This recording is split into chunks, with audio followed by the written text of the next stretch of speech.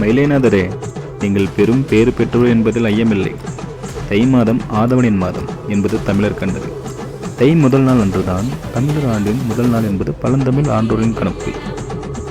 கடல் கொண்ட மதுரையிலே முதல் தமிழ் சங்கம் நிறுவிய அதே நாளிலே உமக்கு மகன் பிறந்திருக்கின்றான். தமிழ் மொழியே மானிடனாக வந்து பிறந்திருக்கின்றது என்பதே எனது கருத்து.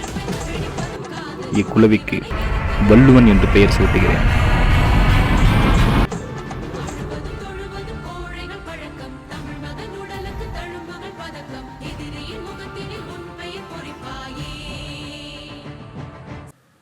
நல்ல கவனமா கேட்டு சொல்ல போற கதை சுமார் 2000 வருடங்களுக்கு முன்பு நடந்தது.